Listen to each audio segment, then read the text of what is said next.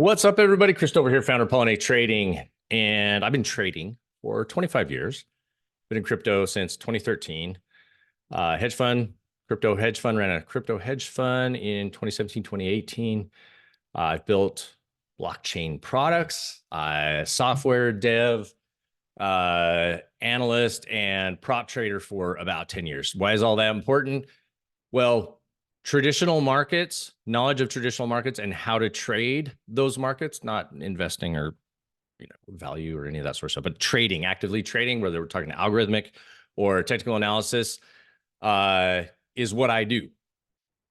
And I do it great in regular markets. However, why crypto?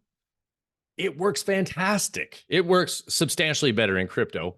The moves go further and last longer than everybody expects.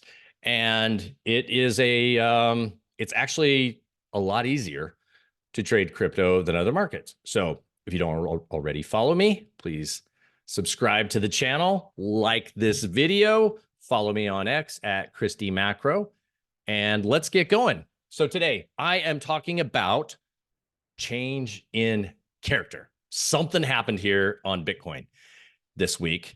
We are 11 days after the ETF launch, and something big changed. Something big changed this week. I don't know if it's done. I don't know if it's completely over. I don't know any of that sort of stuff, but I'm going to show you how we saw in the trading lab, pollinatetrading.com, how we saw the change in character, how we put together a plan to take position in Bitcoin futures, and caught a big, massive rip with a lot of people offside, and also took our shopping list and picked up a bunch of alts this week that have been going higher.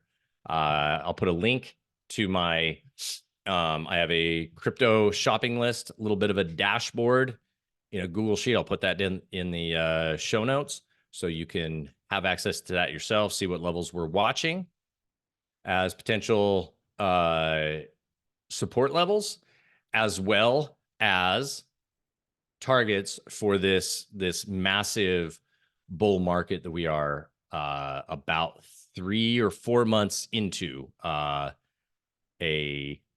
something like 18 months to go. So we have a long ways to go. Big opportunity this week to have been doing some buying, getting positioned. It's not over. Who knows? But let's have a look at what may or may not be over. Who knows? But let's have a look at what got me very interested to start getting long Bitcoin. It was yesterday. I put out the trade. I've been sharing it all week, sharing the my charts on Bitcoin futures, and it worked. Now, why do I care about Bitcoin futures? We've got Solana, we've got Ethereum, we've got Bonk, we've got Dog with Hat, we've got all sorts of products out there to trade. Why Bitcoin? Well, first of all, Bitcoin is whatever happens to Bitcoin is going to happen to everybody else in the market. If Bitcoin's not feeling good, nobody's going to feel good. If Bitcoin's feeling great, everybody's feeling great. If Bitcoin's chilling, that's alt season, baby. So Bitcoin futures, the CME futures, Chicago Mercantile Exchange futures, which is where the biggest futures exchange in the world. This is where we trade the S&P 500, NASDAQ, and currencies and things like that. It actually accounts for 1/4 of the Bitcoin volume, believe it or not. It's only open Sunday evening through Friday evening. It stops trading for 2 whole hours every evening. Friday it stops, and it doesn't start until Sunday. Friday afternoon it stops. It doesn't start again until Sunday afternoon. That's weird. Prior to the CME futures product going out, by the way, I was a consultant. I was an advisor on the futures product back in 2017. I know a lot about this product. I've seen it grow from basically nothing to what it is today, both its full-size contract and its mini products. They have 2 of Bitcoin and 2 of Ethereum in Chicago. Right away, it became obvious that the gap on the futures product, this was one central location that everybody could focus on. If you go look at, there's thousands of exchanges that Bitcoin trades on, but this is like the big one. Okay, the biggest companies in the world trade on the Chicago Mercantile Exchange. They hedge, or the biggest trading outfits trade the products on the Chicago Mercantile Exchange. It's U.S. based. It's in the global reserve currency, right, of U.S. dollars. There's a lot of reasons why this one is so important.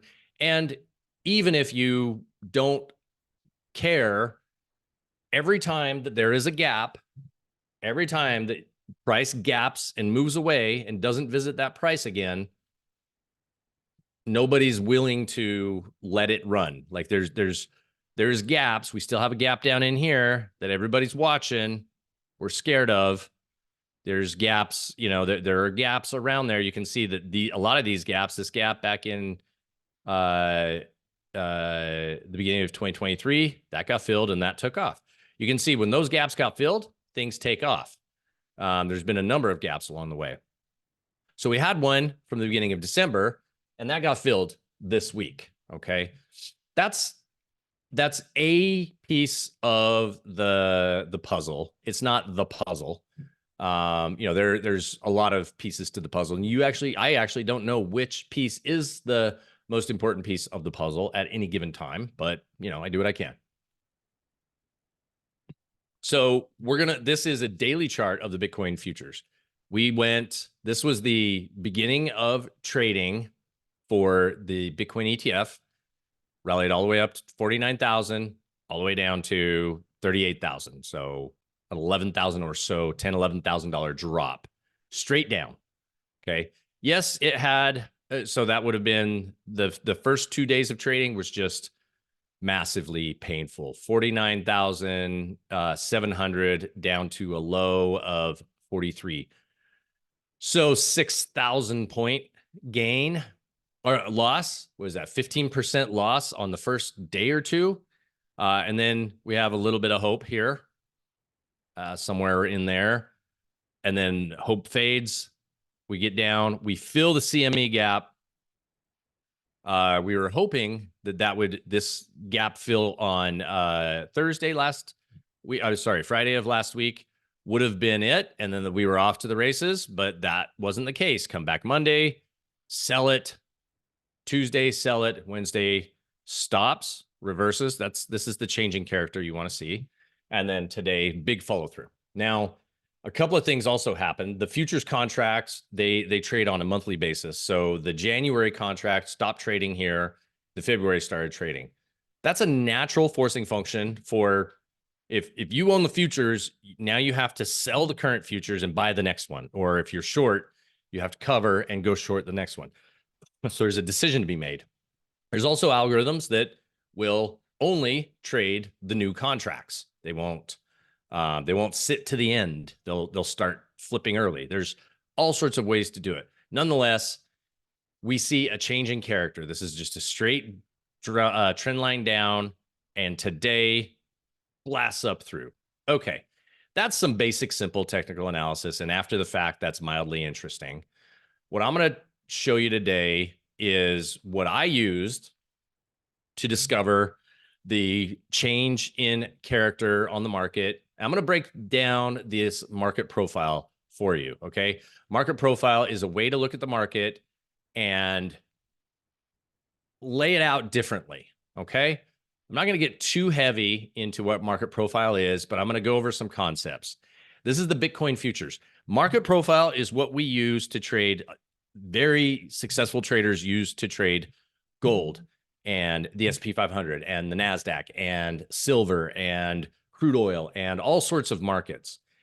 And it works fantastically, just like everything works so well. If it works in regular markets, it works so much better in crypto markets. And so what we have here is the market profile. You'll see that it's done differently. It looks nothing like its counterpart over here. This is the market high peak of the ETF, and you can see that here. This is that exact one too. Okay. It's just with this one, it actually uses letters to help you. Each letter represents a 30-minute window. So if you see this, let me try to make this a little bit bigger. If you see this, you can see that that has A. So what happened is it started trading. The futures started that morning at 47,950, went all the way up, came all the way down, and I think right here, and then you started the next time frame, B, and then you started C, and then C goes all, C is where it really starts to sell off. So A would be the first half hour, B the second half hour, C the third half hour, D the fourth, all the way to M period. M period is the end of the trading day. So that day goes all the way down from A high to F low and closes somewhere in the back in the area right in here where it closed yesterday, the previous day, which is mildly interesting, right? Okay, these patterns repeat. Other things that are interesting about this profile stuff. Other thing that's interesting about that is in order for a price to be considered finished, like everybody who wanted to own at that price, it has to have traded 2 time periods there. Okay. So if you see a single letter, that's called a single print. These are gaps. This is a different type of gap. Price actually traded there. There were things that traded, but nobody, you couldn't just like get all the Bitcoin you wanted at 47,600 that day. Just wasn't possible. Okay. Because it just moved too fast. And you might have wanted to come in at like, I don't know, noon to get your trade on. By noon, it was already down here. So you're still waiting. The top where you have single letters, this is actually a spike top. This is considered finished business. This is considered a top where nobody was able to buy ever again. Just went up. Nobody was able to buy. More importantly, there was nobody left to buy. They came up here, they bought, and nobody else wanted to buy another single Bitcoin future. So from there, it starts going down. What this market profile does is it finds value, like an auction, where the most amount of volume is going to happen is going to be your value area. Okay, so the most valuable price where buyers and sellers agree that this is the right price for me to sell, this is the right price for me to buy. Everybody is equally on board with that. Well, when you have a top like that, that is indicative of nobody's left, so we got to go find a new place to find buyers. And they found them down in here. And then you can see, nope. So this top is considered a top. This is considered a gap that needs to be visited because it's surrounded by multiple levels of multiple time periods, but a spike. Okay. So 2 different types of things. So what this means is this is where price is going to want to go again, because there's going to be a bunch of orders waiting and traders waiting to get that. Price will typically move to those areas to find it. The next day, so that pretty much closed down at the bottom of the day, but not the mega bottom.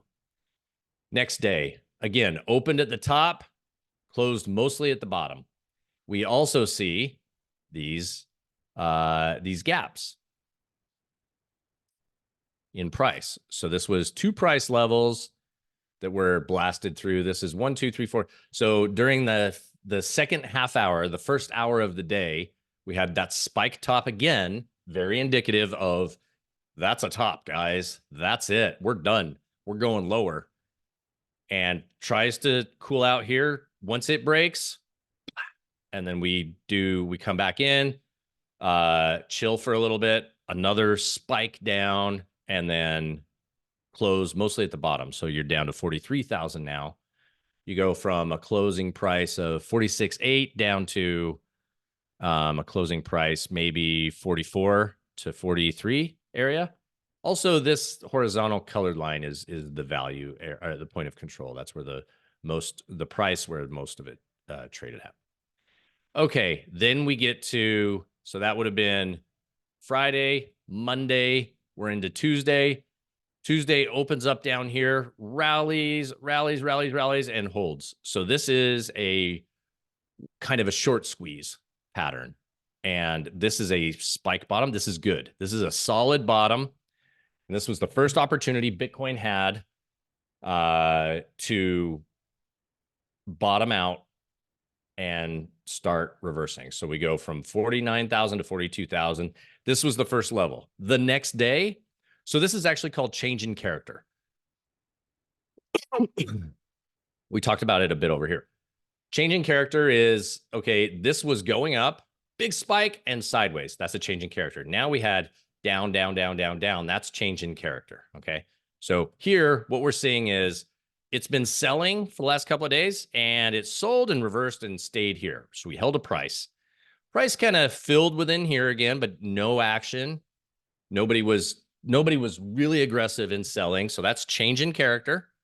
That would say, okay, this is a good place to think we might find support here. And it kind of did. And then it didn't. And you can see by it not doing it, it has that single print again. So it opens here, kind of plays with it a little bit, and then boom, it just dumps. It dumps and it dumps fast down into here. And then it has, now you'll notice that I talked about these spike bottoms. That's solid. That's telling you we have a really good chance that this is a bottom. This consolidation was like people getting hope. So you had buyers come in and notice the level that snaps that single print. Okay. That's because people are thinking, okay, this area right here is my stop. If it goes below that, I don't know what's going to happen, but this is where I want to be long, 42, whatever, and we're going to go. And once it snaps, it runs those stops, it breaks all that, and it starts building. And then you have 2 time frames at the bottom. So this, remember how I said we had like a big single letter spike? That's a solid bottom. That is a legit bottom. That tells you we're done going down. At least we're attempted to, everything is saying buyers came in to buy. When you have 2 time frames down there, that's called a poor bottom, and that is indicative of not a bottom. If you have it up high as well, it's considered not a top. So 2 letters, this is you would just wake up the next day and sell it. Put your stop right up here at 43 or whatever, and then go. And so you can see it opens up down here. We do some more spikes back into price ripping. Goes down, does a bunch of things, and then closes up towards the high the previous day. Very indicative of a stop run, but because we had 2 letters down here, that's not a bottom. Just realize in your mind, you're like, okay, that's just not a bottom. We're going to have to go back and visit it again. And the next day, open up, boom, did it, visit it again, ran it. But this time we have a spike bottom. Changing character. We're going down, but now a lot of the volume happened up here at 40,000. Okay. Then, so spike bottom fails. So we gap lower. It opens at the A level on, that would be Wednesday of this week. So we have the spike bottom. Everybody's thinking this is good. We spiked below 40,000. We couldn't close below 40,000. So we're good, except we gap down the next day below 40,000. Everybody's stops get ran. Everybody's out. And then it rallies up back to around 39,000 and holds it there. Okay. We have a spike bottom and a poor high. We have a spike bottom and a poor high on this day. So nothing, the only thing that's different is that this is a spike bottom and this is a spike bottom. Also, this is futures contract roll. So there's a natural change in everybody's disposition on Wednesday. So rolling to the February contract. So that is where we bottomed out. You know, the next day we gap up. We go meet that poor high and we leave this bottom in place as we should. If that's a true bottom, that's a good bottom. That's a, multiple time frame. We have a gap here that might be questionable. We may have to go visit it. We're not done. We're not out of the woods by any means. But this is the changing character that I want to see, right? What I want to see from all this selling, this is called one time framing lower. 1, 2, 3, 4, 5, 6. Almost every bar was down. We had an attempt to reverse and it fails hard. Now we had an attempt to reverse. Okay, so let's look at we had a bunch of poor highs here. So this one, still waiting to go see. This one we went and got the next day, closed on its lows or so generally, but kind of a quiet day. Let's take a look at what that one looked like. That was this day. So if we look at our chart, remember we drew that line, everything was going down. This is the first changing character here. So you can see how this candle looks. You can see how this candle looks in comparison to, also you can see that this is that gap fill, right? This big solid area is that gap fill. This candle looks a little bit different. This one, right here looks, we go down, we reverse, make an attempt down, make an attempt up. We're at that trend line. Okay, once you get some time frame on it, you start thinking to yourself, okay, a trend line might be useful to see, only in that if we stop one time framing lower, meaning each day is lower, lower, lower, we stop that here. That's a changing character. That's our first hint. That would have been on Wednesday, right? I think so, yeah. On Wednesday, and we have a small spike bottom, 2 letters. That's not a solid bottom. The next day is an inside day, but that would be indicative of, well, what's going on? We're not going lower. It's not going lower. It's holding here, change in character. And then today, so we close at 40,200 or so. And today we open up over here and it's off and running first thing. And it goes currently GHIJ. So we're currently trading at 42,380 or so, maybe a little higher. Sorry, I'm getting a spinning wheel. I don't know if we're paused. Good times. All right, we're back if we're not. So let's take a look at what today looks like. Here's today. The trading day opened at 40,070 and is currently at 42,420. So 40,070. We're looking at a 2,000 point rally on Bitcoin, a 5% up move since the beginning of trading. That would have been, this trading would have began at 5 p.m. or 6 p.m. last night. So it's just gone straight up. Now, this is just regular trading hours on the right-hand side, okay? So we don't have all that. There is a price gap now from regular trading hours, but overnight, the Globex session, there's no gap right there, okay? And that's important. So now we have, how are we looking at this? For me, we need to find targets. And what do we use for targets? With this, I like to use single prints as a price target, because that tells me that we need to go and there's orders sitting here on the order book. And if we go and trade at that level, then anybody who wanted it got it. And now that no longer has influence. That's been cleaned up. So these single prints have been cleaned up. These single prints have been cleaned up. We do have big gap, regular trading hour gap, but the 24-hour session is not gapped. So this is a edge case. This is also we have a single print down here. It's not completely done. We're not out of the woods yet. We may go back and revisit lower. There's plenty of reasons that we would, given everything I'm looking at right here. But at the same time, the momentum is higher. And so we see this first level here. There's another price gap, 44.4, or single prints, more single prints at 45, more single prints at 47. And then I'm going to put a fib on this. Believe it or not, fibs are everything in crypto. So where we start seeing the prices line up on single prints at the 50% fib level, at the 61.8% fib level, 38.2 held up. So we haven't hit the first pullback level on fib here for it, but we've done pretty good. The last thing I want to add here is the anchored VWAP.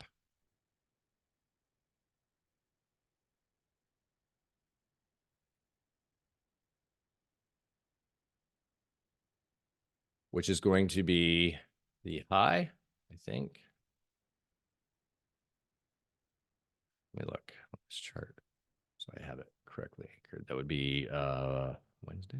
Okay.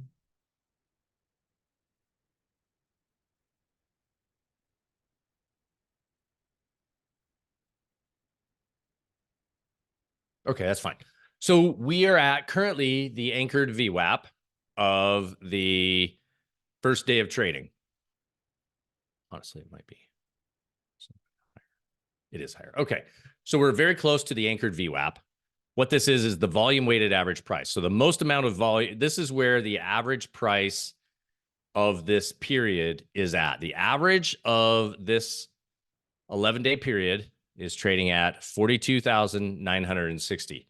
Currently, Bitcoin futures are trading at 42,410. So we're really close. 42,580. I said 960. So yeah, we're not far off. We're really, really close. That happens to be also the fib level, that first fib level. And I believe that was the gap. Let's see where the no, the gap's gone. Okay. So this was all very, very obvious and very tradable. So how did we trade it in the lab? So I put this out yesterday. The last couple of days I've been putting it on Twitter, but in the lab we traded it together. And I said, okay, so we've got a change in character here. The market is showing that we've cleared up that gap. We put in a spike bottom. It came back up and rallied from there. All the things are out. Let's see what happens from here. So I didn't buy this. And then on Wednesday, it gaps up again, gaps up, and just kind of holds in that area. So now I'm thinking to myself, okay, this is definitely more change in character. One thing we've been having huge 2,000 point move days every day here. We were 1/3 of that yesterday. 1/3 of that is all. And so that was interesting. Not yesterday, Wednesday. Then Thursday for me, same thing happened.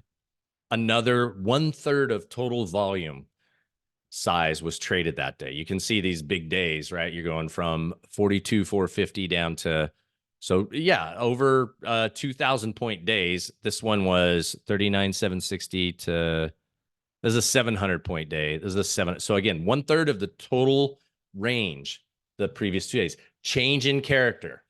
So yesterday I got long. I said, okay, this is going to be the move I'm after, and I'm interested in this. So I dropped this down to a 60, and I tracked that trend line. And last night, we kind of do that trend line thing, and we're holding. I got long, and then last night we get through the trend line, so I added to my position, and you can see that it just took off from there. So average price 40,000. I think it was either 42,000 or 44. I think I bought it at 42,000 or 40,100 yesterday. And then I bought the breakout at 4,400. So I'm somewhere in the middle here, averaged. And now we're up 2,000 points on that. So you have risk of very small risk.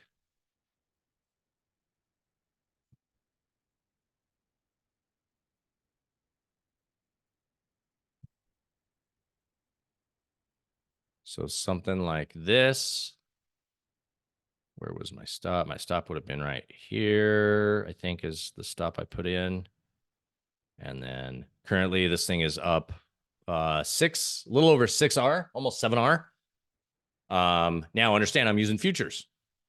So if I bought $5,000 worth of Bitcoin right here, I would have made, I don't know, $700 maybe.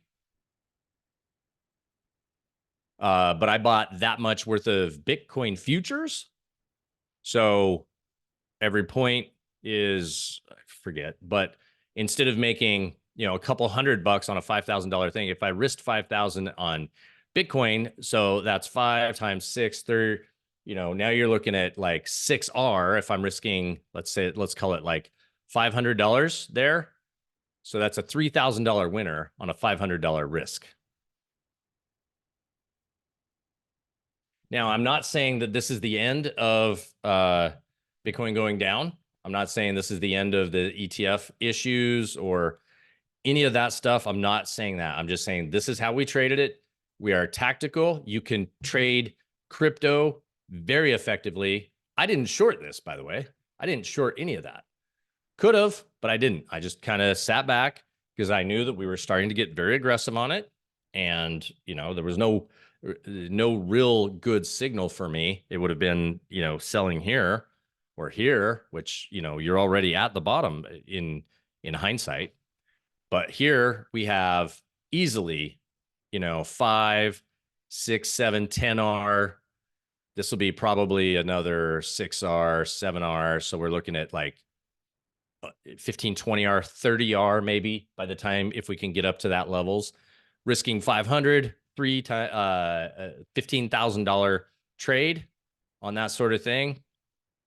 Easy days. Okay.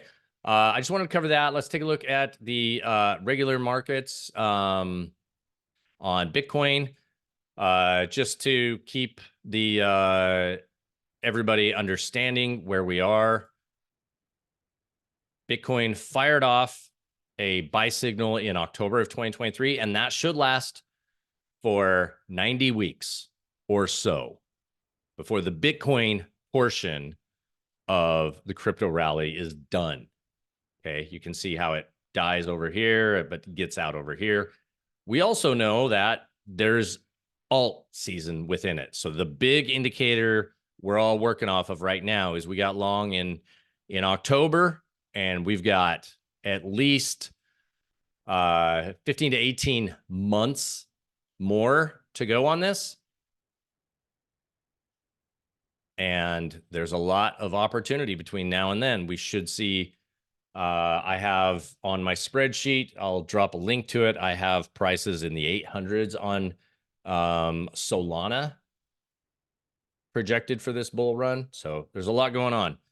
That's it. I think I covered that one as boring as I could. Hopefully you got something out of it. If you got any questions, please put the comments down below. Again, like and subscribe to the channel. I love you all.